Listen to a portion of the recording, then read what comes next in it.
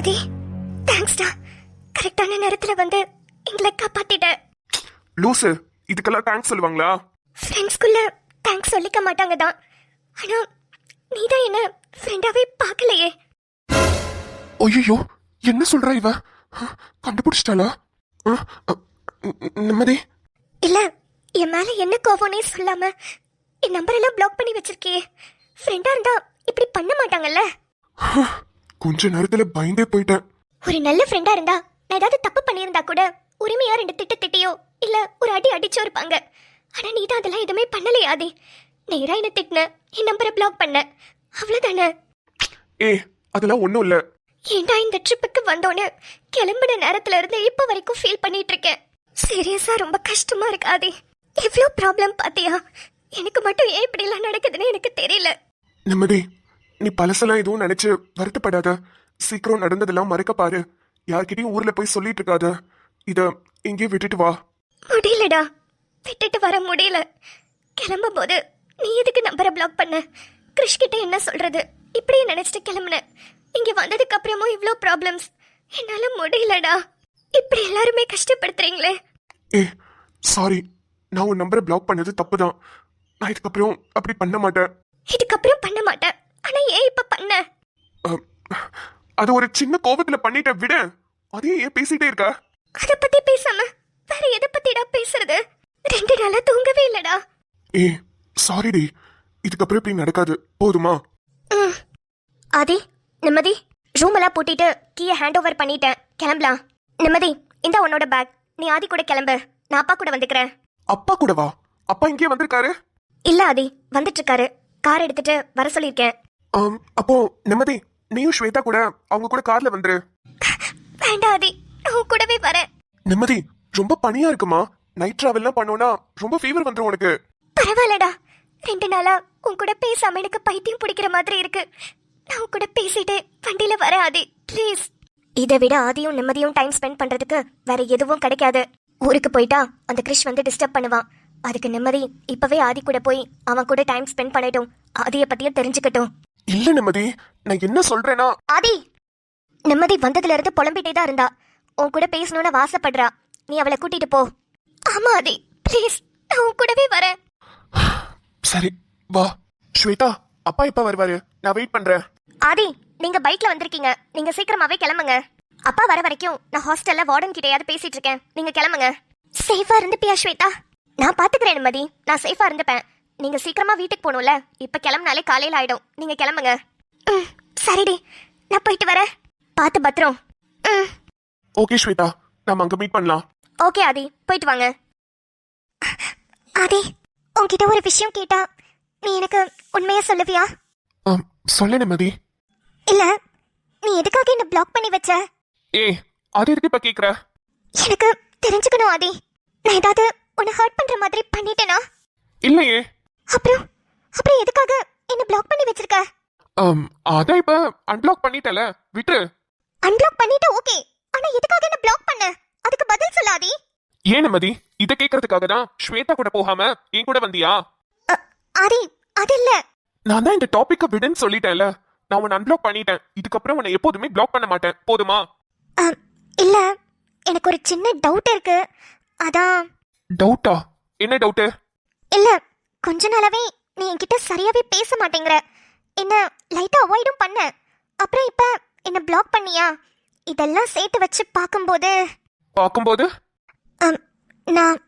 நான் கிறிஷ ப்ரப்போஸ் பண்றேன்னு சொன்னல. அதுக்கப்புறத்துல இருந்துதான் நீ இதெல்லாம் பண்ற மாதிரி எனக்கு தோணுது.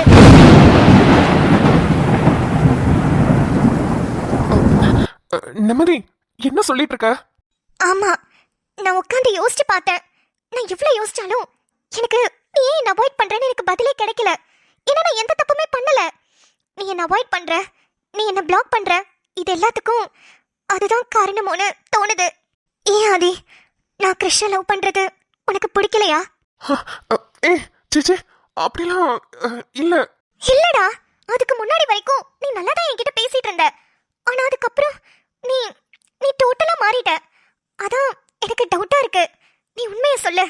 கிறிஷ் என்ன லவ் பண்றதும் நான் கிறிஷ லவ் பண்றதும் உனக்கு பிடிக்கல தானே? பிடிக்கல தான் நிம்மதி. ஆனா அது எப்படி என் வாயால நான் இப்ப சொல்லுவேன்? சொல்லு, இப்படி என்கிட்ட கேட்டீங்கன்னா நான் என்ன பதில் சொல்றது? சொல்லுடா. ஹே, நீ கிருஷ்ண லவ் பண்றதும் அவன் உன்னை லவ் பண்றதுலயும் என்ன இருக்கு? அதுலலாம் ஒன்றும் இல்லை. எனக்கு எந்த பிரச்சனையும் இல்லை. நீ பொய் சொல்ற ஆதி. உன்னோட பேச்சிலையும் தெரியுது நீ பொய் சொல்ற. சொல்லுடா, உனக்கு அவனை பிடிக்கலையா? பிடிக்கலன்னு சொன்னா என்ன பண்ணுவ? விட்டுருவியா? ஆதி, உன்கிட்ட கேட்டேன்லடா. அதான்டே சொல்றேன். உனக்கு பிடிச்சிருக்கு, நீ லவ் பண்ற, அதனால எனக்கு என்ன பிரச்சனையாக போகுதுன்னு கேக்குறேன். அது அது எனக்கு சொல்ல தெரியல. ஆனா நீ வேற ஏதாவது நினைச்சிட்டு இருக்கியோன்னு எனக்கு தோணுது. வேற ஏதாவதுனா கண்டுபிடிச்சிருப்பாளா? ஏய், உனக்கு என்ன பிரச்சனை இப்போ? எதுக்கு தேவையில்லாம பேசிட்டு இருக்க? உன்னை அவன் கடத்தி வச்சிருந்தனால அதான் மண்டை குழம்பிருச்சுன்னு நினைக்கிறேன் உனக்கு. இல்ல ஆதி, நீ ஏதோ சமாளிக்கிற. அது மட்டும் எனக்கு நல்லா தெரியுது. நான் சமாளிச்சுதான் ஆகணும் நிம்மதி. ஏன்னா அந்த சிச்சுவேஷன்ல தான் நான் இருக்கேன். நீ இப்படி கேள்வி கேட்டு கேட்டு என்னை இன்னும் டார்ச்சர் பண்ற. என் மனச யாராலையுமே புரிஞ்சுக்க முடியாது. விட்டுரு. ஆதி, ஏதாவது பேசு. ஹேய், நீ பைத்தியம் மாதிரி கேள்வி கேட்டுட்டு வருவ. நான் உட்கார்ந்து அதுக்கு பதில் சொல்லிட்டு இருக்கணுமா? அதான் சொல்லிட்டேன்ல, ஒரு பிரச்சனையும் இல்லைன்னு. பேசாம வா. நீ அவனை லவ் பண்றதுலயும் அவன் உன்னை லவ் பண்றதுலயும் எனக்கு என்ன பிரச்சனை வரப்போகுது? உனக்கு பிடிச்சிருக்கல, நீ லவ் பண்ணு. எனக்கு எதுக்கு அவனை பிடிக்கணும்? நானும் அவனை லவ் பண்றேன். அது இல்லடா. நீ ஒன்னும் சொல்ல வேணாம். கொஞ்ச நேரம் அமைதியா வா. என்னால வண்டி ஓட்டுறதுல கான்சென்ட்ரேட்டே பண்ண முடியல. சரி. சாரி நிம்மதி, உன்னை கஷ்டப்படுத்துறேன்னு எனக்கு நல்லாவே தெரியுது. ஆனா எனக்கு இப்போதைக்கு பதில் சொல்றதுக்கு முடியல. பதில் சொல்றதுக்கான வாய்ப்பு வருமானம் எனக்கு தெரியல. அதனால இது அப்படியே விட்டு, இதுக்கு மேல சொல்றதுக்கு ஒன்றும் இல்லை.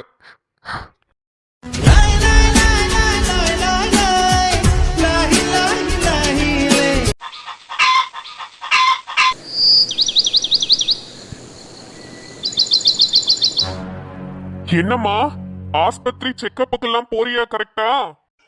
போனேன் தாத்தா. என்ன சொல்லுது என் கொள்ளு பேர பிள்ளை? அதுவா, வீட்டுக்கே மூத்த பிள்ளையாச்சே, அதுக்குதான் எல்லாமே வேணும்னு ரொம்ப ஆசைப்படுது. அதுக்கு என்ன, எல்லாத்தையும் நம்ம பிள்ளைக்கே கொடுத்துருவோம். அதத்தான் எதிர்பார்த்துக்கிட்டு இருக்கேன்னு நினைக்கிறேன். வரட்டும் வரட்டும், புள்ள நல்லபடியா பொறக்கட்டும். 80 வருஷம் ஆச்சு இந்த வீட்ல குழந்தைங்க சத்தம் கேட்டு. உன் புருஷன் ஆதி அப்புறம் ஷாலினின்னு எல்லாரும் தவழ்ந்து வாழ்ந்த வீடு இந்த வீடு.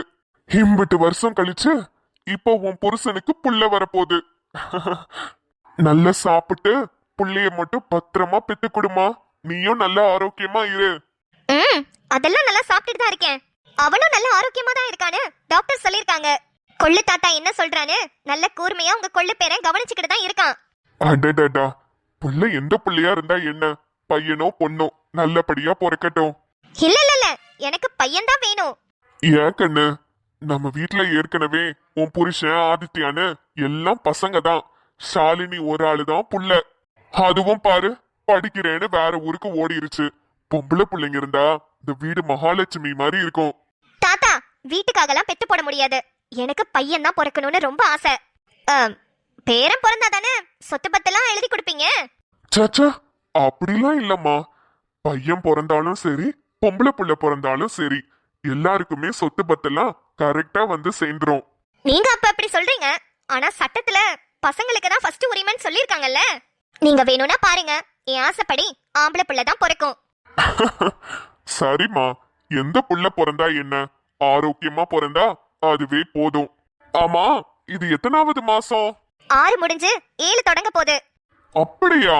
ஆமா தாத்தா. வேதா, என்னங்க வந்துட்டீங்களா? வாங்க உட்காருங்க. டேய் பெரியவனே. என்ன தாத்தா? ஏண்டா, அறிவுன்னு ஒண்ணு இருக்குதா இல்லையாடா உனக்கு? அறிவு கெட்டவனே. யோ, ஏயா என்னைய அறிவு இல்லையான்னு கேட்டுட்டுற? பின்ன பொண்டாட்டி 7 மாசம் முழுகாம இருக்கா, அவளுக்கு ஒரு வளைகாப்பு பண்ணி போடணும்னு உனக்கு தோணவே இல்லையா? அட ஆமால வேதா, இத பத்தி நீ ஏன் என்கிட்ட சொல்லவே இல்ல? இல்லங்க, இப்பதான் 6 முடிஞ்சு 7 ஆரம்பிச்சிருக்கு. சரி, கொஞ்ச நாள் கழிச்சு சொல்லிக்கலான்னு இருந்தேன். யோ, ஏயா? ஏண்டா லூசு பயலே, 6 முடிஞ்சு 7 ஆரம்பிக்குதுன்னு கூடவா உனக்கு தெரியாது?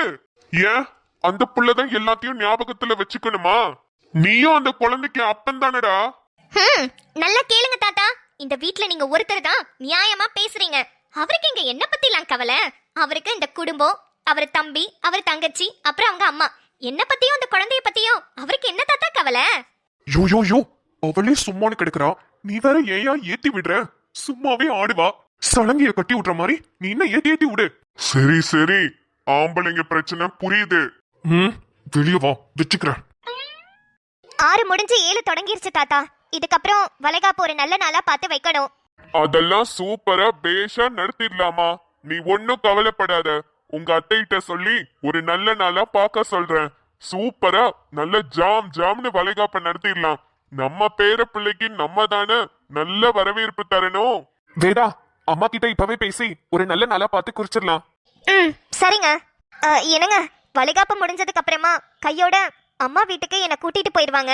என்னது, அம்மா வீட்டுக்கு கூட்டிட்டு போயிருவாங்களா? ஆமாண்டா. ஏண்டா, இது கூட தெரியாதா உனக்கு? இதெல்லாம் தெரிஞ்சு வச்சுக்கிறதுக்கு இதுக்கு முன்னாடி 4-5 வளைகாப்பு பண்ணிருக்கேன் நானு. டேய், ஒரு படத்துல கூடவா பார்த்தது இல்ல? சரி, என்னையா சொல்றீங்க? வளைகாப்பு முடிஞ்சதுக்கு அப்புறமா அம்மா வீட்டுக்கு கூட்டிட்டு போயிருவாங்களா? அங்க போனா ஆஸ்பத்திரி அதெல்லாம் எப்படி பாக்குறது? அததாங்க சொல்ல வந்தேன். அங்க எனக்குன்னு யாரும் பாத்துக்கிறதுக்கு ஆள் இருக்க மாட்டாங்க. அம்மா வேலைக்கு போயிருவாங்க, என் தங்கச்சியும் காலேஜுக்கு போயிருவா, என் தம்பியும் தான். நான் மட்டும் தனியா இருக்கணும். அதான் ஒரு மாதிரி என்ன பண்றதுன்னு யோசனையாவே இருக்கு. வேதா, அது ரொம்ப கஷ்டம். எல்லாருமே வெளியே போயிட்டாங்கன்னா நீ மட்டும் எப்படி அங்க தனியா இருப்ப? ஆமா இல்லம்மா, இங்கன்னா நாங்க எல்லாருமே இருக்கோம். முத்து பயலும் அடிக்கடி ரைஸ் மில்ல இருந்து வந்து பாத்துக்குவான். ஆதி இருக்கான், உங்க அத்தை இருக்கா, நான் இருக்கேன். இத்தனை பேர் இருக்கோம். ஆனா உங்க அம்மா வீட்ல எல்லாரும் அவங்கவுங்க வேலைக்கு போயிருவாங்கன்றப்ப என்ன பண்றது? அதான் தாத்தா, அம்மா கிட்ட சொல்லி பேசாம நான் இங்கே இருந்துக்கிறேன். ஹாஸ்பிட்டல் செக்கப்லாம் பக்கத்துல தானே, அடிக்கடி டக்குன்னு போயிட்டு வந்துடலாம். அம்மா வீட்ல ஹாஸ்பிட்டல்லாம் ரொம்ப தூரம், பஸ் ஏறி தான் போகணும். ஐயோ, அது சரிப்பட்டு வராது வேதா, நீ இங்கே இருந்துரு. உங்க அம்மா கிட்ட சொல்லிக்கலாம், அதெல்லாம் ஒன்னும் சொல்ல மாட்டாங்க. சரிங்க. இரு, இப்பவே அம்மா கிட்ட அதை பத்தி பேசுறேன். மா, பெரிய தங்கோ, நான் வரையா. என்னையா கூப்பிட்டியா? ஆமாமா, நம்ம வேதாக்கு 6 மாசம் முடிஞ்சு 7வது மாசம் தொடங்கிருச்சு. தாத்தா எப்ப வளைகாப்பு வைக்கலாம் என்னன்னு கேக்குறாரு. நானும் அதை பத்தி தான் யோசிச்சுட்டு இருந்தேன். கண்டிப்பா அந்த மாசம் வச்சிடலாம். நல்ல நாளா பாத்துட்டு வரேன், வந்து சொல்றேன். சரிம்மா. அப்புறமா வளைகாப்பு முடிஞ்சதுக்கு அப்புறமா அவங்க அம்மா வீட்டுக்கு தான் போகணுமாமே? ஆமையா, வளைகாப்புக்கு வந்து எல்லாத்தையும் முடிச்சுட்டு கையோட பொண்ணையும் வீட்டுக்கு கூட்டிட்டு போயிருவாங்க. ஆனா வேதா வீட்டுல தான் யாரும் இருக்க மாட்டாங்களேமா. வேதா அம்மா வேலைக்கு போயிருவாங்க, அவ தங்கச்சி தம்பியும் எல்லாரும் படிக்கிறாங்க. அப்புறம் எப்படிமா? ஆமால, புள்ள தனியா இருக்கும்ல, என்ன பண்றது? மா, அவ இங்கே இருக்கட்டுமா? இங்கே வா, புள்ள ஆசைப்படுமேயா அவங்க அம்மா வீட்டுல போய் இருக்கிறதுக்கு. அதெல்லாம் ஒரு பிரச்சனையும் இல்லைன்னு சொல்லிட்டாமா. அவகிட்ட இப்பதான் கேட்டேன். வேதாக்கு எந்த பிரச்சனையும் இல்லனா அப்ப நம்மளுக்கும் ஒரு பிரச்சனையும் இல்ல. எதுக்கும் அவங்க அம்மா கிட்டே ஒரு வார்த்தை கேட்டுக்குவோயா. அவங்க அம்மா வேற ஏதாவது கூட யோசிச்சு வச்சிருப்பாங்கல்ல, பாவம் அவங்களுக்கும் ஆசை இருக்கும்ல. சரிம்மா, கேட்டுக்கலாம். ஆனா வேதா தனியா இருக்கிறதுல எனக்கு எந்த உடன்பாடும் இல்ல. கேட்டு வேணா வைப்போம். சரியா. ஆமா, ஆதிபையன் எங்க வந்தானா இல்லையா? சின்ன தங்கம் நேத்து நைட்டு சேலம் போறேன்ட்டு போச்சு, ஆனா இன்னும் ஆளு காணமே. போன் அடிச்சேமா, வந்துட்டு இருக்கேன்னு சொன்னான். அப்படியா? சரியா. இன்னும் கொஞ்ச நாள்ல பாரு, நம்ம வீட்டுக்கு கிளிகிளிப்பு சத்தம், கலகலப்பு சத்தம், குழந்தை சத்தம். அப்பா, எவ்வளவு வருஷம் ஆச்சுல. ஆமாமா, அதத்தான் நானும் சொல்லிக்கிட்டு இருந்தேன். இந்த பயலுக்கு இப்ப 28 வயசு, நம்ம ஆதி பயலுக்கு 25 வயசு, நம்ம சாலினிக்கு 21. 21 வருஷத்துக்கு முன்னாடி நம்ம கேட்ட குழந்தை சத்தம் அதுக்கப்புறம் இப்பதான் கேட்க போகுது. அதை நினைக்கும் போது ரொம்ப சந்தோஷமா இருக்கு. ஆமா மாமா, ஆனா நம்ம பேர குழந்தைய பாக்குறதுக்கு தான் அவர் இல்ல, அதுதான் கொஞ்சம் வருத்தமா இருக்கு. அவருக்கு குழந்தைங்கன்னா எவ்வளவு பிடிக்கும்ல மாமா. அதுலயும் பெண் குழந்தைங்கன்னா தூக்கி வச்சு கொஞ்சிக்கிட்டே இருப்பாரு. நம்ம குட்டி தங்கத்தை தான் அவருக்கு ரொம்ப பிடிக்கும். அவரு தானே மாமா பேரே வச்சாரு, பெரிய தங்கம், சின்ன தங்கம், குட்டி தங்கம்னு. இப்ப இந்த குடும்பம் எல்லாமே நல்லா இருக்கும், அவரு மட்டும் இல்லாததுதான் கொஞ்சம் மனசுக்கு வருத்தமா இருக்கு மாமா. ஏன் புள்ள அவன் மட்டும் இந்நேரத்துக்கு இருந்திருந்தானா எவ்வளவு நல்லா இருந்திருக்கும். வயசான கிழடு கட்ட நானே உயிரோட இருக்கும் போது என் புள்ள போய் சேர்ந்துட்டானே, அத நினைக்கும் போதுதான் இன்னும் கவலையா இருக்கு. தாத்தா, எதுக்கு இப்படி எல்லாம் பேசுறீங்க? அவங்களுக்கு ஆயுசுன்னு ஒண்ணு இருக்குல்ல, அத நம்மளால முடிவு பண்ண முடியாது. எல்லாத்தையும் அந்த ஆண்டவன் தான் பாத்துக்கிட்டு இருக்கான். இருக்கட்டும்டா, இருந்தாலும் என் பையன் இப்ப வாழ வேண்டியவன்டா. அவன் பேர பிள்ளையெல்லாம் பார்த்துட்டு சந்தோஷமா கொஞ்சி விளையாட வேண்டியவன். ஆனா இப்ப அவன் இல்லையே, அத நினைச்சாதான் வருத்தமா இருக்கு. தாத்தா, நீங்க ஒன்னும் கவலைப்படாதீங்க. உங்க புள்ளதான் எனக்கு புள்ளையா வந்து பிறக்க போறாரு. அதனாலதான் அடிக்கடி சொல்லிக்கிட்டு இருக்கேன், எனக்கு பையன் தான் பிறக்கும், எனக்கு பையன் தான் பிறக்கும்னு. பாருங்க என் மாமனாரே எனக்கு பையனா வந்து பிறக்க போறாரு. பிறந்தா ரொம்ப சந்தோஷம்மா. என்னது எங்க அப்பா வந்து பிறக்க போறாரா? ஐயா சின்ன தங்கம் வந்துட்டியா? டேய் எவ்வளவு நேரம்டா? நான் ஃபோன் பண்ணி எவ்வளவு நேரம் ஆகுது உனக்கு? இப்பதான் வர. அது ஒரு சின்ன வேலை, அதான் முடிச்சுட்டு வந்தேன். ஆமா, என்னமோ குழந்தை பிறக்கிறத பத்தி பேசிட்டு இருந்தீங்க. ஆமாண்டா, வேதாக்கு 6 முடிஞ்சு 7 ஆரம்பிக்குது. அதான் வளைகாப்பு பண்ணலான்னு பேசிட்டு இருந்தோம். அம்மா சொல்லிட்டு இருந்தாங்க இந்த குழந்தைய பாக்குறதுக்கு அப்பா உயிரோட இல்லைன்னு. அதான் பேசிட்டு இருந்தோம். அந்த ஆளு தான் எனக்கு என்னன்னு எல்லாத்தையும் விட்டுட்டு போயிட்டாரே. குடும்பம்னு ஒண்ணு இருக்கு, நம்ம தான் அதை பாத்துக்கணும்னு கொஞ்சம் கூட அக்கறை இல்ல அந்த ஆளுக்கு. அப்புறம் எதுக்கு அவரை பத்தி பேசிட்டு இருக்கீங்க? ஐயா உங்க அப்பா என்ன குடும்பத்தெல்லாம் அம்போடு விட்டுட்டு அவர் வாழ்க்கை தான் முக்கியம் நான் போயிட்டாரு? அவர் ஆர்மியில இருந்து நம்ம நாட்டுக்காக உழைச்சிருக்காருயா. அவரை எதிரி நாட்டு ஆளுங்க சுட்டுட்டாங்க, அதனால போய் சேர்ந்துட்டாரு. தியாகம் பண்ணிருக்காருன்னு உங்களை நம்ப வச்சிருக்காருமா? நீ சொல்லலனாலும் அவர் உண்மையாவே தியாகம் பண்ணிருக்காருயா. குடும்பத்தை எல்லாத்தையும் விட்டுட்டு வேற ஒரு ஊர்ல போய் நாட்டுக்காக உழைச்சிருக்காருல. இந்த குடும்பத்தை மட்டும் அவர் காப்பாத்தல, நாட்டையே காப்பாத்தணும்னு தான் நினைச்சிட்டு போனாரு. போன இடத்துல அசம்பாவிதம் ஆயிப்போச்சு. என்னத்த பண்றது? சரி சரி சரி, இப்ப எதுக்கு உங்க புருஷன் புராணத்தெல்லாம் பாடிட்டு இருக்கீங்க? மா எனக்கு ரொம்ப பசிக்குது, சாப்பாடு எடுத்து வைங்க. வாயா, சாப்பாடு எல்லாம் செஞ்சாச்சு, வந்து கைய கழுவிட்டு சாப்பிடு. இருங்கம்மா, ஒரு குளியல போட்டுட்டு வரேன், கசகசன்னு இருக்கு. சரியா, சரி எல்லாருமே வாங்க சேர்ந்து சாப்பிடலாம். டடான், அவங்க எல்லாருக்கும் சாப்பிட்ற டைம் வந்தாச்சு. நம்ம எல்லாருக்கும் வீடியோவை க்ளோஸ் பண்ற டைம் வந்தாச்சு. பாத்தீங்களா மக்களே, நிம்மதிக்கு லைட்டா ஒரு டவுட் வந்துருச்சு. என்ன நடக்க போகுதுன்னு அடுத்தடுத்த எபிசோட்ஸ்ல பார்க்கலாம். அப்புறம் வேதாக்கு வளைகாப்பு நடக்க போகுது. என்னதான் இருந்தாலும் நம்ம குழந்தைய சந்தோஷமா வரவேற்கணும் இல்லையா? அதுக்காக ஒரு சூப்பரான செலிப்ரேஷன் நடக்க போகுது. அந்த செலிப்ரேஷன்ல எதுவும் ட்விஸ்ட் இருக்குமா? காத்திருந்து பார்க்கலாம். அப்புறம் மக்களே, நீங்க எல்லாரும் என்ன சாப்பிட்டீங்க? நம்ம வீட்ல இன்னைக்கு புளிச்சக்கீரை சாப்பாடு, உருளைக்கிழங்கு வறுவல். உங்க எல்லாருக்கும் புளிச்சக்கீரை பிடிக்குமான்னு சொல்லுங்க. எனக்கு புளிச்சக்கீரை சாப்பிட்டா பிரியாணி சாப்பிட்ட ஃபீலுங்க அவ்வளோ பிடிக்கும். நல்லெண்ணெய் ஊற்றி சாப்பிட்டோன்னு வச்சுக்கோங்க, சின்ன வெங்காயத்தோட அல்டிமேட் டேஸ்டா இருக்கும். நீங்க யாரும் ட்ரை பண்ணலன்னா கண்டிப்பா ட்ரை பண்ணுங்க. அப்புறம் புளிச்சக்கீரை கொஞ்சம் குளிர்ச்சி தான். இங்க சந்தையில சூப்பரா தலை இருந்துச்சேன்னு வாங்கிட்டு வந்து செஞ்சோம். உங்களுக்கு குளிர்ச்சி ஒத்துக்காதுன்னா சம்மர் சீசன்ல சாப்பிடுங்க. நம்மளுக்கு இந்த சீசன் அந்த சீசன்னா இல்லைங்க, என்ன பிடிச்சிருக்கோ அது வாங்கி சாப்பிட்டுருவோம். நீங்க எல்லாரும் என்ன சாப்பிட்டீங்க, என்ன சமைச்சிங்கன்றத மறக்காம கமெண்ட் செக்ஷன்ல சொல்லுங்க. அப்புறம் வீடியோ பிடிச்சிருந்ததுன்னா லைக் பண்ணிட்டு உங்க ஃப்ரெண்ட்ஸ் அண்ட் ஃபேமிலிக்கு ஷேர் பண்ணிடுங்க. சேனல் என்ன சப்ஸ்கிரைப் பண்ணாம பாக்குறீங்கன்னா மறக்காம சப்ஸ்கிரைப் பண்ணி வச்சுக்கோங்க. உங்களை நாளை வீடியோவில் சந்திக்கிறேன். பாய்.